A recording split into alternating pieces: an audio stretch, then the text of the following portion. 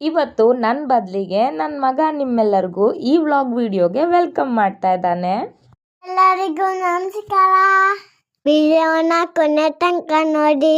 ದಯವಿಟ್ಟು ಯಾರು ತಪ್ಪಾಗಿ ಕಮೆಂಟ್ ಮಾಡಕ್ಕೆ ಹೋಗಬೇಡಿ. ನಾನು ವಾಯ್ಸಿಂಗ್ ಹಾಕ್ಬೇಕಾದ್ರೆ ನನ್ನ ಮಗ ತುಂಬ ಆಸೆ ಪಟ್ಟು ನಾನು ಎಲ್ಲರಿಗೂ ನಮಸ್ಕಾರ ಹೇಳ್ತೀನಿ ಮಮ್ಮಿ ಅಂತ ಬಂದಿದ್ದ ಕಾರಣ ಅವನ ವಾಯ್ಸ್ನ ನಾನು ಹಾಡ್ ಮಾಡಿದ್ದೀನಿ. ಸೊ ಹಾಗಾಗಿ ತಪ್ಪಾಗಿ ಯಾರು ತಿಳ್ಕೊಳಕ್ಕೆ ಹೋಗಬೇಡಿ.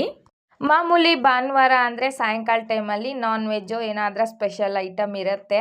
ನಮ್ಮ ಮನೆಯಲ್ಲಿ ಬುಧವಾರ ಒಂದು ದಿವಸನೇ ಸ್ಪೆಷಲ್ಲಾಗಿ ಏನಾದರೂ ಮಾಡೋದು. ಯಾಕಂದರೆ ನಮ್ಮ ಮನೆಯವ್ರಿಗೆ ಅವತ್ತೇ ಪೇಮೆಂಟ್ ಕೂಡ ಮಾರ್ಕೆಟ್ ಕೂಡ ಅವತ್ತೇ ಆಗೋದು. ಈ ಭಾನುವಾರ ಮಕ್ಕಳೆಲ್ಲ ಮೀನು ತಿನ್ನಬೇಕು ಅಂತೇಳಿ ಆಸೆ ಪಟ್ಟರು. ನಮ್ಮ ಮನೆಯವರು ಮೀನು ತರಕ್ಕೆ ಹೋದರೆ ಅಲ್ಲಿ ನೋಡಿದರೆ ಚಿಕನಿಗಿಂತ ಮೀನಿಂದೇ ರೇಟ್ ತುಂಬ ಇತ್ತಂತೆ.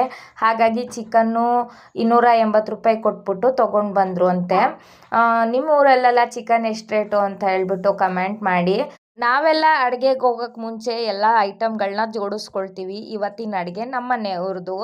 ನಾವೆಲ್ಲ ಐಟಮ್ ರೆಡಿ ಮಾಡಿಕೊಟ್ವಿ. ಮಸಾಲೆ ಯಾವುದು ತಂದಿರಲಿಲ್ಲ. ಹಾಗಾಗಿ ಮಕ್ಕಳ ಕೈಲಿ ತರ್ಸೋಕ್ಕೆ ಅಂತ ಕಳಿಸಿದ್ರು. ಅಷ್ಟೊತ್ತಿಗೆ ನನ್ನ ಮಗ ಇನ್ನೂ ಪಾತ್ರೆನೇ ಇಟ್ಟಿಲ್ಲ ಒಲೆ ಮೇಲೆ. ಅಷ್ಟೊತ್ತಿಗೆ ಅಪ್ಪ ಆಯ್ತಾ ಚಿಕನ್ನು ಬೇಗ ಮಾಡಪ್ಪ ಅಂತೇಳ್ಬಿಟ್ಟು ತಟ್ಟೆ ತಗೊಂಡೋಗ್ಬಿಟ್ಟಿದ್ದಾನೆ. ಅವನಿಗೆ ಚಿಕನ್ ಅಂದರೆ ತುಂಬಾ ಇಷ್ಟ.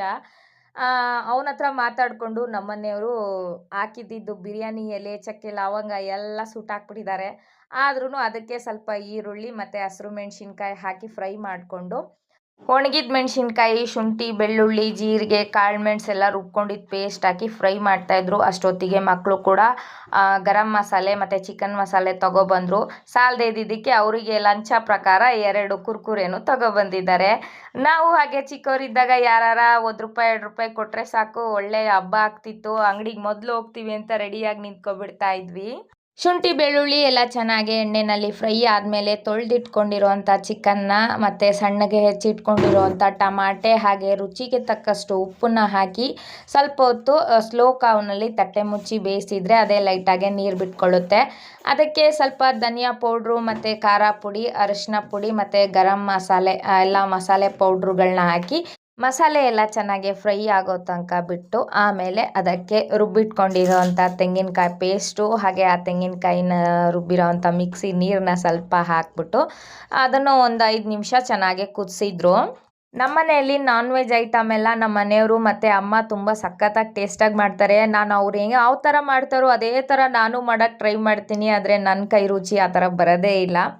ಈಗ ಹಾಕಿರುವಂಥ ತೆಂಗಿನಕಾಯಿ ಎಲ್ಲ ಚೆನ್ನಾಗಿ ಬೆಂದ ಮೇಲೆ ಎಷ್ಟು ನೀರು ಬೇಕೋ ಅಷ್ಟು ನೀರು ಹಾಕ್ಕೊಂಡು ಅದಕ್ಕೆ ಚಿಕನ್ ಮಸಾಲೆ ಮತ್ತು ಮೇಲಿಂದ ಕೊತ್ತಂಬರಿ ಉದಿಸಿ ಕುದಿಸಿದ್ರೆ ಒಳ್ಳೆ ಬಿಸಿ ಬಿಸಿಯಾದ ಚಿಕನ್ ಸಾಂಬಾರ್ ರೆಡಿ.